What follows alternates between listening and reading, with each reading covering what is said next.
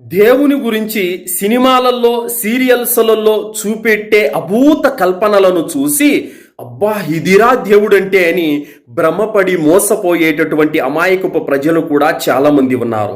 సోదరులారా, నిజ దైవాన్ని గుర్తించాలంటే దైవ గ్రంథాల ఆధారంగా గుర్తించగలుగుతారే గాని సినిమాలను చూసో సీరియల్స్ను చూసో ఎవ్వరు కూడా నిజ దైవాన్ని గుర్తించలేరు.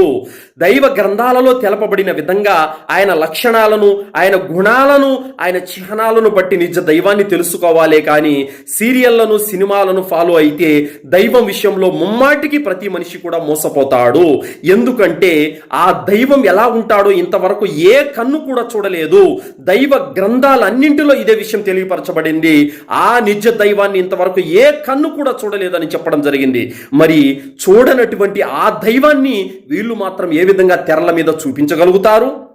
కావున ఎవరైనా దేవుణ్ణి మేము చూశాము, ఇదిగో రూపమని ఎవరైనా చూపిస్తే అది దైవ గ్రంథాలకు విరుద్ధమైనటువంటి విశ్వాసము, దేవునిపైనే అసత్యాన్ని అంటగట్టడము.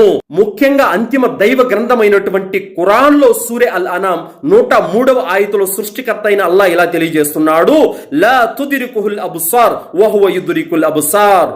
ఎవరి చూపులు కూడా ఆయన్ని అందుకోజాలవు, ఆయన మాత్రం అందరిని చూస్తాడు అనే విషయాన్ని తెలియజేయడం జరిగింది. కావున సృష్టికర్త అనేటువంటి దైవాన్ని ఇంతవరకు ఏ కన్ను చూడలేదు.